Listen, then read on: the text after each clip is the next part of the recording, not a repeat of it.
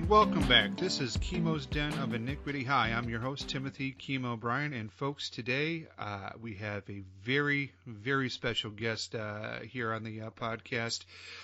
This person has worked with us multiple times in previous reboots of this podcast. Fantastic voice actor, fantastic playwright, fantastic author and actor. I'd like to introduce to you folks here today, Mike Finlay. Michael, how are you doing today? I'm doing fine, Chemo. Hi, everybody. Great.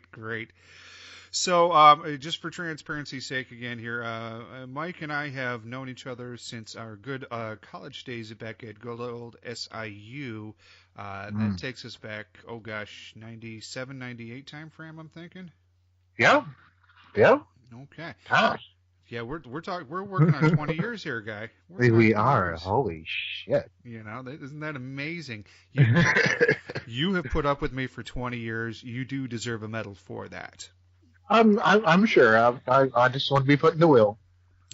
Oh, you're definitely in the will as the person that's going to be taking care of the funeral costs. Oh, well, okay. Well, I could just throw your ass in the ditch. There you go. Most people want to do that anyways. Good deal. Well, like I said, I've known Mike for about 20 years now, and when I first met you, Mike, you were a acting student at SIU, and then moved on. You're a poet as well. Did some writing, a playwright. So can you talk a little bit to me about, our past, kind of bring everybody up to speed. When you first discovered you were kind of an artist up until, your most recent work here of what you've been doing. Oh, well. I know. Well, we only have an hour here, so. Okay, well, I'll give you the abbreviated version. Yeah, let's Reader's Digest version. Well, as you said, I've been an actor for a long time. Well, I started performing when I was about 4. Mm-hmm. In Chicago, in schools and in church, and as I got older, outside, some professional stuff. The first show I ever saw that said that where I learned that this is what I want to do, that I want to be an artist, was I saw A Christmas Carol at the Goodman Theater when I was about 4 years old. Mm-hmm. And the special effects were so amazing. The performances were so amazing. They had a guy walk through a wall. Now, granted, 4 years old, you're thinking that this is all magic. But I saw that, and I said, that's what I want to do. I want to be whatever they're doing. That's what I want to do. You wanted to walk through walls. I did, because it was awesome. It was brilliant, mm-hmm. And I studied. Mm-hmm. When I got into high school, I did shows all the time, much to the dismay of my other grades, but I didn't care. Mm-hmm. But I studied, and I was reading Shakespeare, when I was 16, and every show I did confirmed that this is what I wanted to do. And when I went to SIU, I got 2 degrees there, one in theater performance and one in creative writing. And I got into writing. I'd always been scribbling things here and there, but I started reading my poetry at open mics and stuff like that. It took me a while to gain some confidence in that, but I did. And I really started enjoying doing my own stuff. Mm-hmm. It was much more satisfying. I could actually say what I wanted to say and not be the mouthpiece for another writer, which is amazing. I mean, you know what that's like. And the feeling of having an entire room of people just wrapped around you, and they're all listening to what you're saying. Mm-hmm. And then if you're good, they applaud, or if you're bad, and some places like this in Chicago, they throw beer at you. Nice. Mm-hmm. And that's what I've been doing.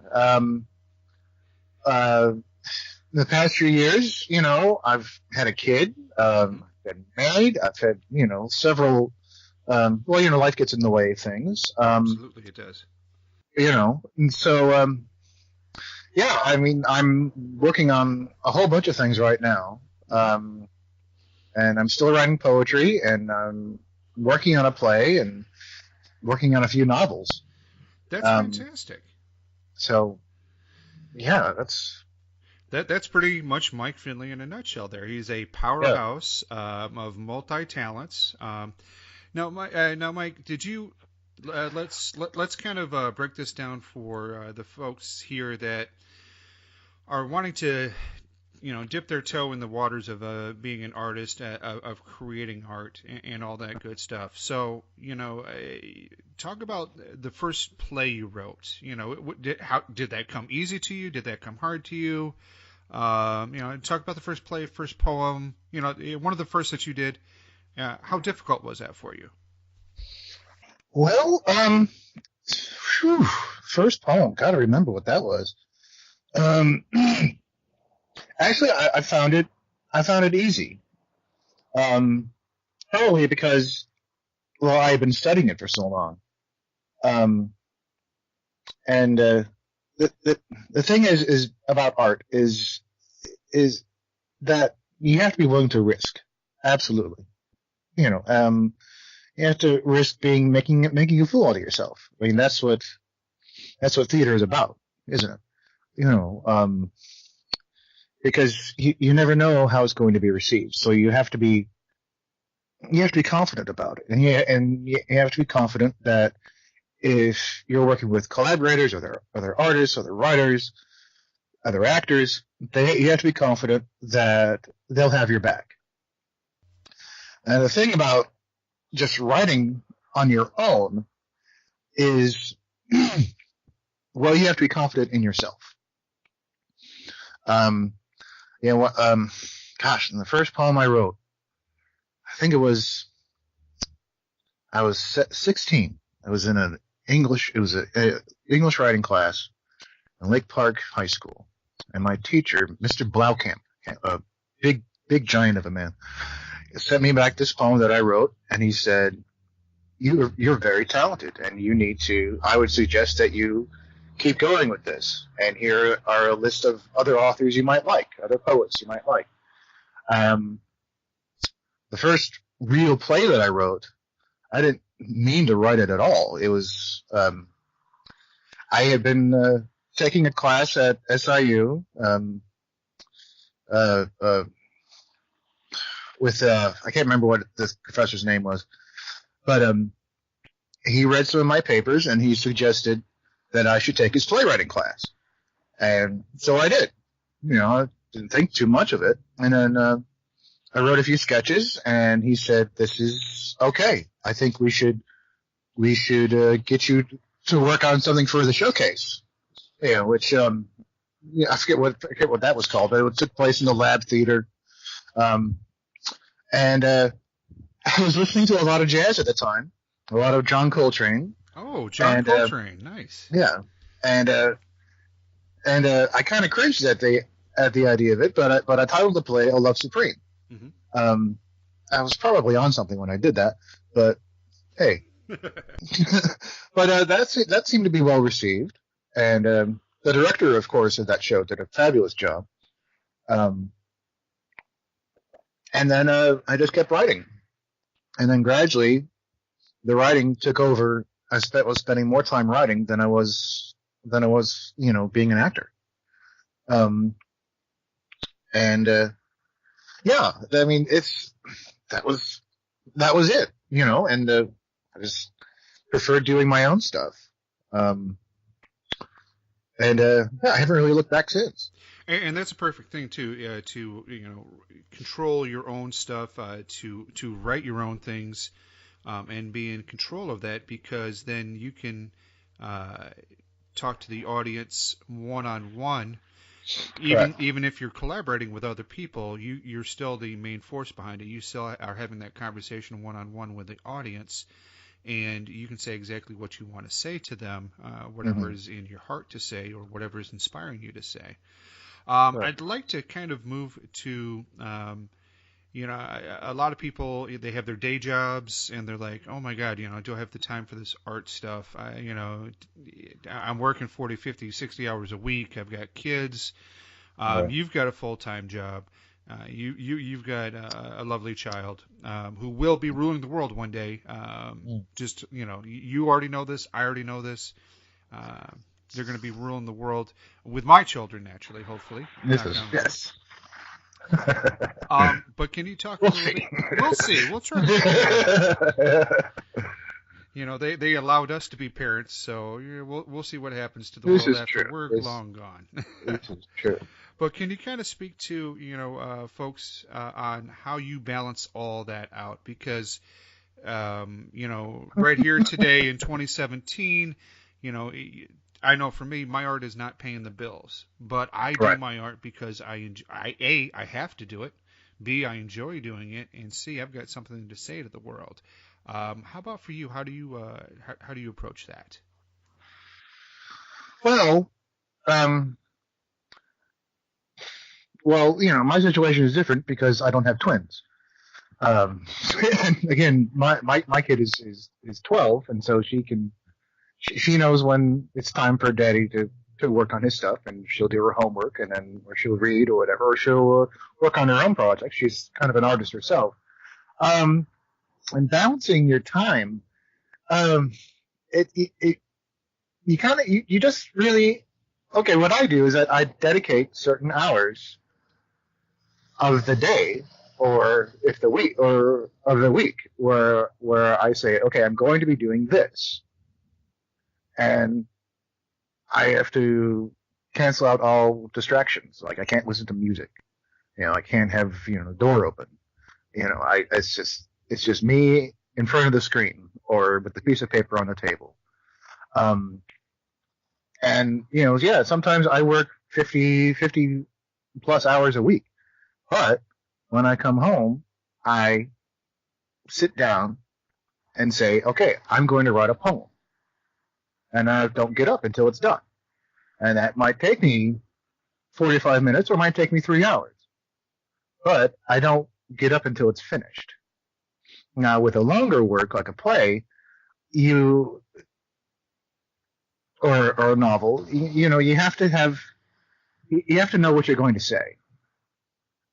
But you also need to give yourself room for the characters to develop in their own way. Because during the process, the author, how do I want to say this without sounding too weird or mystical? You're allowed to sound weird and mystical on here. It's okay. Okay, cool. The author basically just becomes the vehicle. I think at a certain time, the characters become so developed in their own way that they just know what they're going to do. They know what they're going to say, and you're just the person hitting the keyboard. Gotcha. Okay. But the thing is that you have to put your butt in the chair. And from my experience with other creative people, that's the biggest problem for them, and it's a problem for me, but it's just like having another job. And even though you're not getting paid for it, and it's not going to pay the mortgage. Sure. It's like anything else that's important to you. And you have to put in the time for it, and you have to be disciplined. Whether it be a painting, you're a painter, you know what it takes, what kind of time it takes. Oh yeah. It's I think it's the same thing. With you have a favorite sports team or whatever. All right, you're going to set time to watch and support your team. You're gonna set some time to go out with your friends and watch a movie or whatever. It's about picking the time to do it. And everybody's different, and everybody's got their own process. But it's important to have a process, and to be willing to, dedicate it. Dedicate your time to it. Dedicate your life to it. Maybe not in some sort of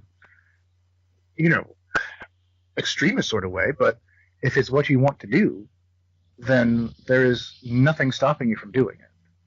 Fantastic. I totally agree with you on that. Now, when you complete a piece, say a poem, or you're working on a poem for 45 minutes to 4 hours, or you're working on a novel, or you're working on a play, or you're working on a painting, a little sketch, something like that. Mm-hmm. Once you complete that, what does that do for you? I know this is a huge question. It's a huge question. But what sense of accomplishment, what do you get out of it personally? I look at it and I hope it's not awful. And I say, wow, look at what I did. I'm working on a novel right now. I hit 50,000 words last night. Nice. Now, if you're not a writer, that probably doesn't sound like a lot. It is. It's labor. Mm-hmm. But when you look at something that you created, and even if no one else has seen it yet, it is a sense of accomplishment. That you've done the work and you've said something, and that there's something there that didn't exist before. Mm-hmm. And I mean, that is a big question, Chemo, but but yeah, you've done something that no one else has done, and no one else will do. Mm-hmm. I mean, I'm sure everybody's got a book or a story in them. Right. Yeah, but everybody's got their own book and their own story to tell. Mm-hmm. And their work will never be yours, and your work will never be theirs. It is purely your own, mm-hmm. that you have, pulled out of the ether. That you have been graced with the time and hopefully the talent in order to accomplish it. So yeah, it's a deep kinship, mm-hmm. with the piece, and I don't really know how else to describe it. It's almost like having another kid. There you go. Yeah. And I know you probably listen to a lot of interviews with artists and musicians, sure. and whatnot. Sure. I know I do, and well, hell, I interview artists and musicians and the whatnot. But one of the things that I always hear is, they treat whatever creation they have like a kid. And people say, "Hey, what's the greatest thing you've ever done?" Well, they're all my kids. They're all my projects.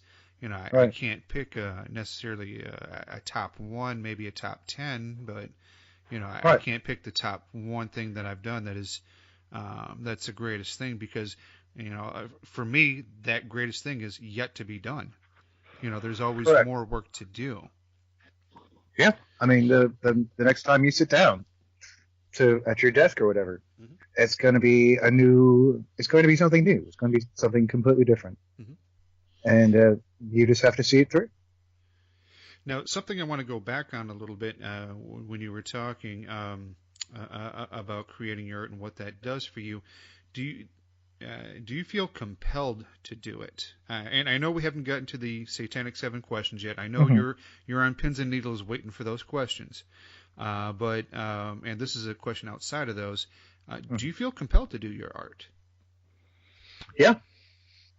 So you have no choice. You have to do this. It's a need, yeah. It's like breathing. Mm-hmm. I can't imagine a life not doing it. Gotcha. Oh, yeah. I think about it all the time. And when I'm not working on something, I wish I were working on something. Mm-hmm. I take notes constantly. Mm-hmm. I'll be at my desk at work, and and I've got nothing going on or whatever, and I'm just scribbling down notes, or I'm at lunch and I'm reading. I'm constantly studying. Maybe it may not be something as lofty as Shakespeare or whatever. I mean, I just read The Gunslinger, by Stephen King, and that's, it's not Hemingway, so. Not Hemingway, but just as thick, just as dense. Okay, sure. But yeah, I mean, I can't imagine a life not doing it. My daughter and I, we're members of the art gallery, the main art gallery downtown here in Nashville. We're always going there. She grew up there basically. All the staff have seen us there for 10 years. For every new exhibit, we come back every, a few times a month just to see it. Sure. Because art does, I don't want to sound cliche, but I guess I'm going to anyway. It humanizes us. You can see or read what someone has created, and this in this day and age, especially with the internet and everything, it's people tend to I guess turn themselves into cartoonish versions of themselves. Whether they're making a comment about whatever president is on, or whatever topic is currently trending or whatever, and I see people write these horrible things, and I just say that can't be you. It can't possibly be who you are in real life, because who you are online or at work, when you're wearing the mask that you have to when you're being professional, that's not really you. That's not real life. And when you see something that someone has created, or read, or you experience it, they are showing you who they are. And sometimes it's not a pretty picture. And sometimes it's a beautiful picture. And then you look at what you've done, and sometimes that's not a pretty picture either. And you see yourself just laid out there on the page. But that's the thing, I think as an artist, you have to live your real life. You don't have time to be some other version of yourself, because there is no other version of yourself. You are who you are in that moment. And that's the other thing about being an artist. You have to live in the moment, especially when you're in the act, especially when you're working. You have to. Because you never know when that next piece of inspiration is going to hit you across the face. Precisely. And you need to get it out. You need to get it documented, at least frozen in time, so that way you can pick it up later and utilize it in a different piece. Precisely, yes. I've done it a couple of times. I got a few pieces out there. Yeah. So speaking about having a few pieces out there, let's talk about what you currently have out there, where people can find it at, and what you're currently working on now. If I remember right, you've got a book of poetry hanging out there someplace? Yes, I do. It's on Amazon. It's called Cecilia's Blues and Other Poems. You can pick it up on Amazon. It's under my name, Michael Finlay, Michael G. Finlay. Pick it up, buy it, buy a whole bunch of it. Give it to your friends, neighbors, people you don't like. It's a great stocking stuffer, folks. I've given it to many people that I don't like. And I've published in a smattering of different journals and magazines throughout the years. Right now I'm working on. I started working on a novel years ago, and it was about a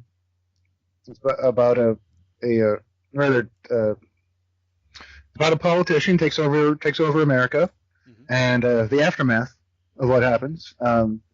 Little did I realize that current events would confirm what I was fearing in the book. But so I had to put that away for a while because it just got a little too weird even for me, and I'm into some pretty weird shit. Right.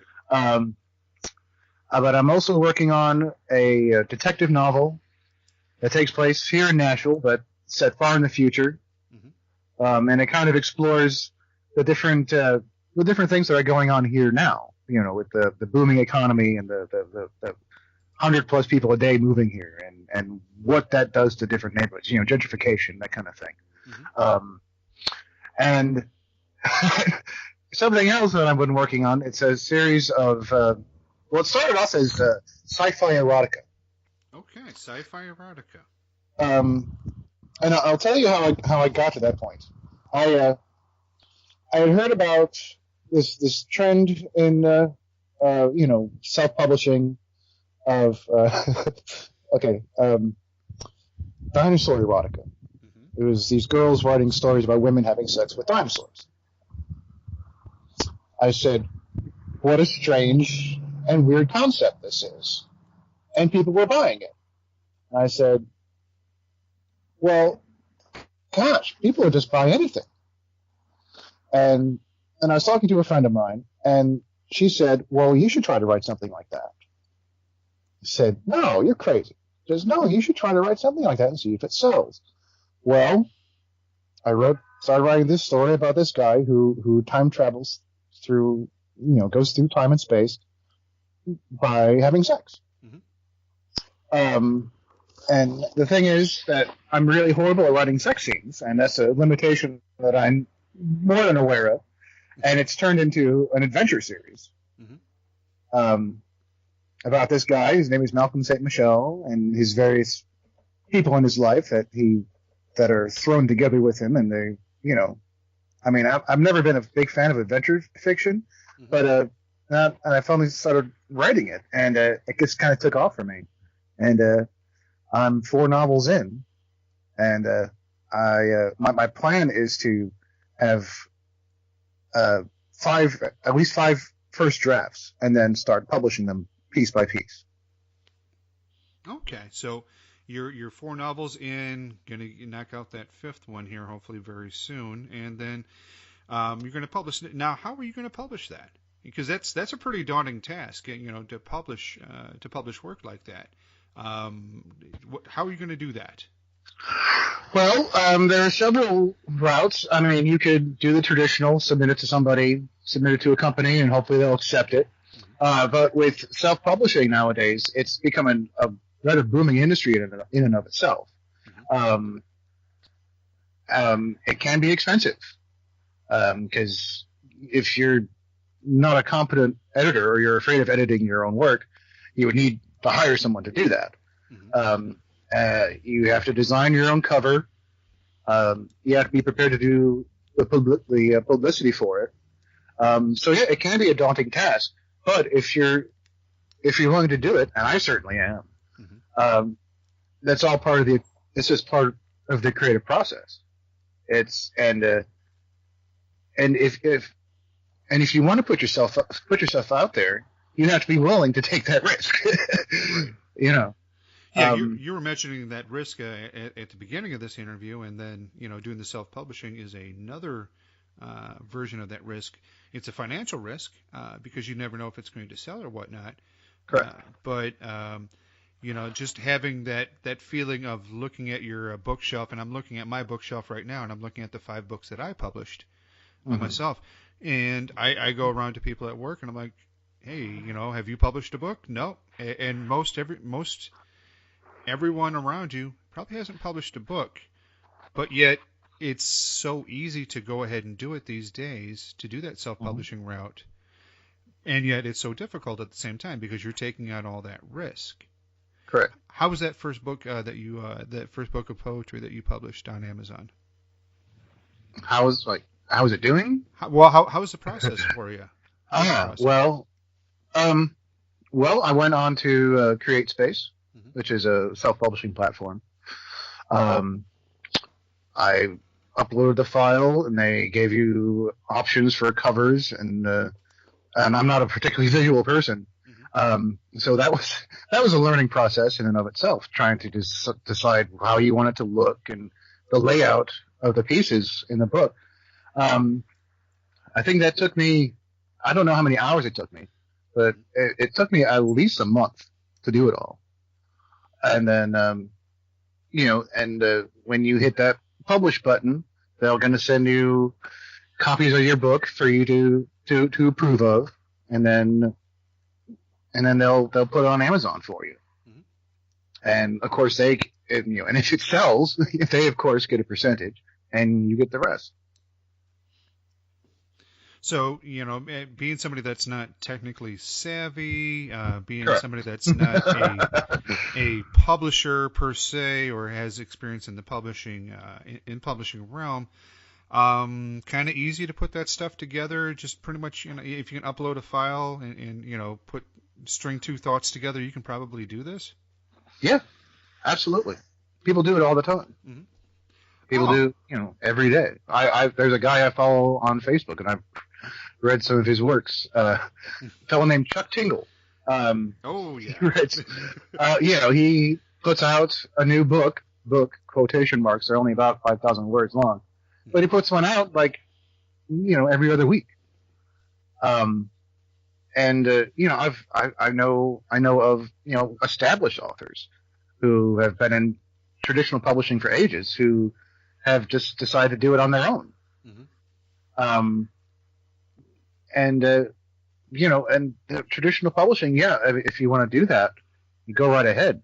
But you won't be guaranteed creative freedom. Mm-hmm. And that's the reason why I think self-publishing is taking off in such a big way, because it is creative freedom. There are no gatekeepers. Mm-hmm. Which can be a good or a bad thing, because with self-publishing, there's also a lot of crap out there. But hence why I have 5 books of poetry out there. But you are completely free mm-hmm. to do that. You don't have anybody else saying, "Oh, well, you can't write that. Oh, you can't say this. Or you can't do that." But when you're doing it on your own, you absolutely can. Mm-hmm. Excellent. And it's just up to everybody else if they want to read it. All right. And folks, we can't wait to see when you get that 5th novel written and published. We definitely want you to come back and let us know about that. And I just want to encourage you, knock that bad boy out. I know you got work. I know you got a kid, but you ain't got twins. So you've got no excuse. Knock that book out. Make it happen. This is true. All right. So, Michael, are you ready for the Satanic 7 questions? Wait on me. All right. Have you sacrificed any virgins in preparation for this? Well, since I don't know any virgins. Mm-hmm. Well, if they're around you, they're probably not a virgin then, right? Hey, you guys got to be what a guy's got to be. There you go. Okay, here we go. I know you've been prepping for this. I know you've been drinking the blood of a goat, so let's get this knocked out for you. Question number 1. What is the question you're always asked that you dislike, and why do you hate that question? Oh. That was about art in general, or my life, or what? Yes. Yes to all of the above. Oh. Well, what's it about? And why do you hate that question? Because most of the time I don't know what it's about. Okay. I mean, really. I mean, you sit down to write a poem. You dedicate your time to sit down to write something, and you don't know what you're writing mm-hmm. until it's finished, and then you look back on it, and you either say, "Okay, let's go with this one," or you throw it away. And that's the other thing. Is that you have to be willing to risk to do bad stuff, mm-hmm. And not get down on yourself, and not just give up your dream. Because sometimes the audience is going to think that bad stuff is fantastic, i.e., tornadoes and sharks. Sharknado. Correct. I want to see the guy who thought that shit up and said, "Oh fuck it, sharks, tornadoes, make that happen. It's a horrible idea." But look at what's happened to it. Excellent. Okay. Well, I'm going to give you that question. I'm going to say you got that question right. So right now you're 1-0. Okay. And folks, the folks that are keeping score at home, remember, I created these questions back in episode 1. I answered these questions. I got 3 right, 4 wrong. So we have had our first perfect score a couple episodes back. So maybe Mike can get the next perfect score. Just not to put too much pressure on you, but there is a perfect score in the room here. So, and I'm not it. Okay. So you're 1-0. You're 1-0 right now. Next question is, what is the worst piece of advice that you followed, and what was the result? Oh. And if you say, I gave you the advice, the question is... Oh. The ex-wife, when we were married, said, let's move in with my parents. Let's move in with her parents. But on a more artistic way,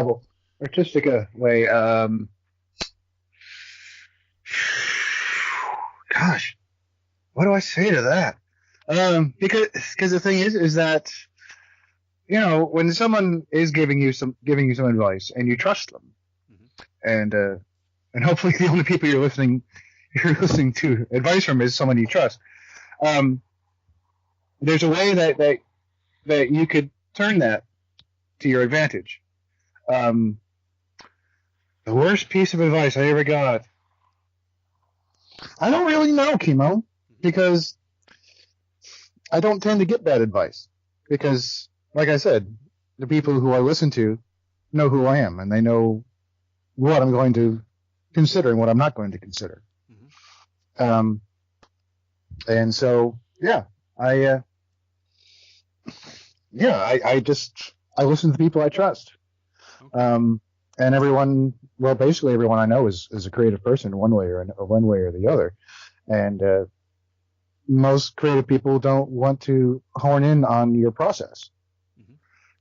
Because, well, first off, it's disrespectful. And second off, like I just said, everybody's got their own process, has their own way of doing things. And their way won't necessarily be the same way, won't be your way, and vice versa. And so when people ask me for advice, I say, just follow what you're doing. Just keep at it and finish it. So, yeah. All right, I'm going to give that one to you as wrong, because you had it at the beginning. You were like, my ex-wife said, let's move in with my folks.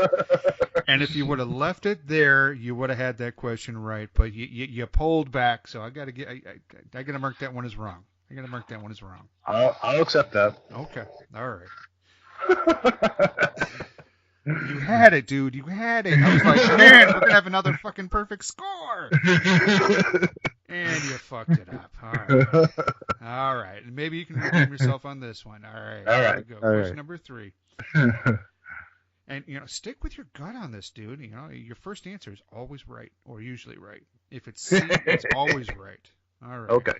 Question number 3. What's the allure to being an artist?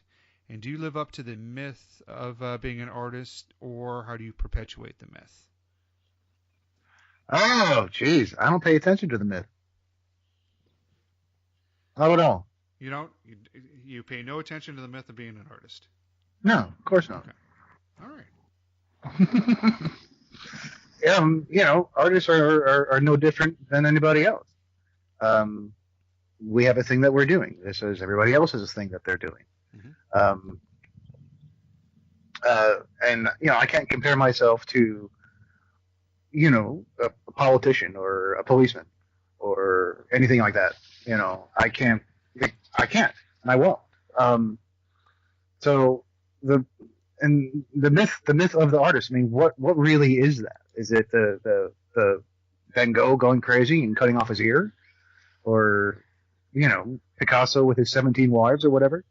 And just being a horrible person, or being some inveterate drunk like Bukowski or Hemingway.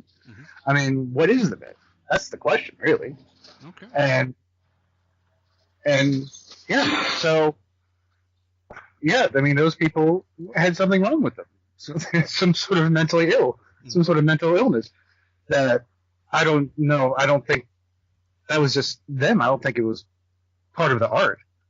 That was just their own psychosis. That they were able to create things in spite of all that is monumental. Mm-hmm. We can see that in Van Gogh's work. But the myth of the artist, I mean, what is that? So yeah, that's my answer. Finn, you know what? I'm going to give you that plus a half point. Ooh. So you're at 2.5. Very good. 2.5 out of 3 questions. Not bad at all. You might get a perfect out of this. We'll see. This one is going to be a really tough one though for you. I think you're going to get this one wrong. I don't think there's a way you can get this one right, but we're going to see what we can do. All right. Question number 4. If you throw yourself at the ground and miss, what are you doing, and how do you continue to accomplish the seemingly impossible task? Well, you're flying. And if you want to keep flying, don't look down. That's your answer. Yeah. Done and done. Bing, bing, bing, bing, bing. You got it right. It's in the book. And if no one knows what we're talking about Douglas Adams' Hitchhiker's Guide. I thought we were talking about my first book of poetry. Oh, that too. Oh, there we go. But, you got to credit the man. Absolutely. That's where I get the touch. Perfect. You got that one right. So you're at 3.5 points right now. Fantastic, man. This is great. All right. Question number 5.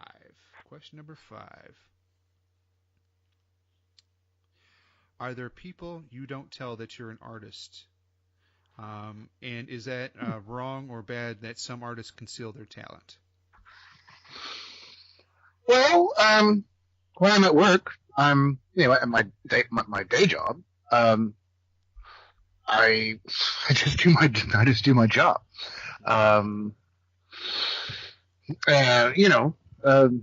And where I work, we don't really get too personal about things. If someone asks me, if what else I do, I tell them straight up, I'm a writer. And then of course the questions will come like, oh, well, what's it about? And blah, blah, blah, blah, blah. And they'll go into the myth of the artist as well. But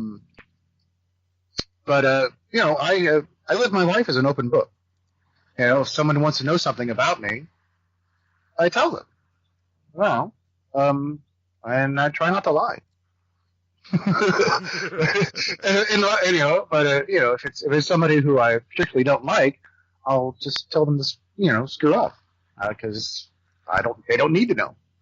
Gotcha. Well, we're going to go ahead and give you that one. You got All it. Right. You got it. All right, you're doing pretty good. You've only lost about a half a point here, and we're at question number 6. All right. Question number 6. What is the airspeed velocity of an unladen swallow, and if possible, show your work? Well, do you mean African or European swallow? Well, now whose show are you on?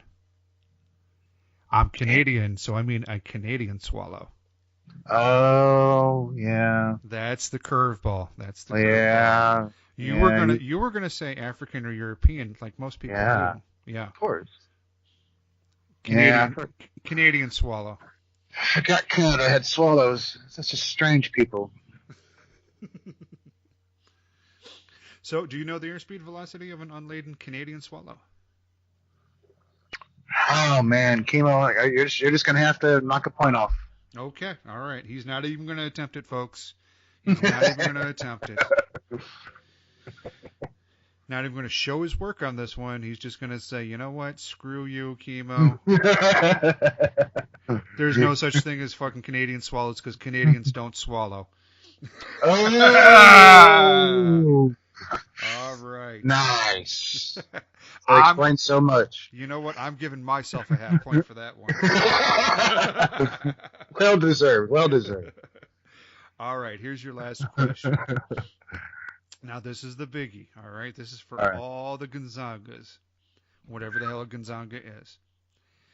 If money were no object and if time were no concern and resources were unlimited, what project would you attempt? That's the first part. Second part is, with all these negative factors being eliminated, would you allow this to be the only work that you were ever known by? So, what's the project? Oh. And is this the only project you were ever known by? Go. Oh, golly. Oh. We don't fuck around here on Chemo's Den of Iniquity. I see that. I'm very impressed. I'm very, very impressed. It would have to be... it would have to be a play that I've been working on for a long time now. That, for various reasons, it's just not coming together. It takes place in the Bardo, which is the I guess you want to just call it the Buddhist afterlife. Mm-hmm. And it's this character who's just died and he doesn't know that he's dead. But he's slowly but surely he's transitioning to his next incarnation. And yeah, I've been working on that for a long time. And I think that if I was completely unencumbered and had no problem with resources, I would spend my time with that. And even if that was the only thing that I would be known for, I would be proud of it. Because it's for various reasons, for various adventures in my life, it's that kind of thing is important to me. And I've had people ask me to write it. My mother asked me to write it just before she passed away, because she knew I'd been working on it and she knew the story. And but yeah, that would be the one. When I first started writing a book, a novel, I did it because I wanted to see if I was capable of it. And that was a very sharp learning curve. But I've always been a playwright at heart. Mm-hmm. And that's what I would do. That's the one. That would be, I would like to consider that my Hamlet. Okay. Now, let me ask you this. Do you just want to write the play, or do you want to see it produced? All of it. Oh, so you want the whole kit and caboodle? Yeah, of course. All right. Just want to make sure, because when we hear from you next in season number 2, we're going to put it on the podcast. Oh, my. Yes. So you've got some work to do. Clearly. I'll have to try out the notes. I've got some actors to contact. I've got some promotion to do. We got this covered here. Well, I have always wanted to write a radio play. Well, there you go. Done and done. All right. We're going to make your dream come true. By the way, you got that question correct. So you ended up today at 5.5 questions correct. So 5.5 out of 7. Not too shabby, my friend. Not too shabby at all. This is a feather in my cap. It's just truly another thing that you can put on your CV, your resume, throw it on your artist biography page. I got 5.5 questions right on Chemo's Den of Iniquity. Screw you. You ain't even been on the show yet. There you go. and you can use that direct quote from me. I'm giving that to you. It's yours. Thank you. I will put that in my author's note. Fantastic. Well, Michael, it's been a pleasure here having you on Chemo's Den of Iniquity. We're very privileged to have you here. You've been a collaborator with me for a number of years on various and sundry projects. Previously on Chemo's Den of Iniquity, we did multiple voiceovers, a lot of improv. And so I definitely want to thank you for all that work. And I'd like to have you, leave us with a final thought on art, on consuming more than we create for our audience. So if you could leave us with a final note on that theme, I would appreciate it. If you're going to do it, if you're going to make this part, if you're going to make art part of your life, then make it part of your life. Make it as essential to you as your job or your family or your friends. And definitely create more than you consume. You know, if you're bored sitting in front of a TV, turn the TV off and go do your art. You know, if you're sitting in a bad movie, don't waste your time on a bad movie. Go home, do your work. You don't, you know, none of us know how long we have left. Mm-hmm. And if you want to create something, then you have to do it. Don't waste time. Excellent. Don't waste time or yourself. Excellent words, excellent advice there, folks. Folks, just get out there and create that art. You know, you're sitting there watching TV, you're looking at something on the internet, you got the Netflix on, and if you think you can do it better, then do it. By all means, get out there and fucking do it. You're reading a book and you're like, hey, I could write that. Then go do it. If you're reading some of my poetry books and you go, I can do better than that, by all means, I challenge you. Go ahead, do it. I'll even show you how to do it. Not a problem. All right. Well, Michael, again, thank you so much for being on the show here. Pleasure was mine. Pleasure was mine. Excellent. Folks, go look up Mike Finlay. Like you said, he's on Amazon. Go look up his book. Look out for some more novels coming from him. And look out second season. We're going to have one of his plays produced right here on Chemo's Den of Iniquity. Thank you very much, and see you all in 2 weeks.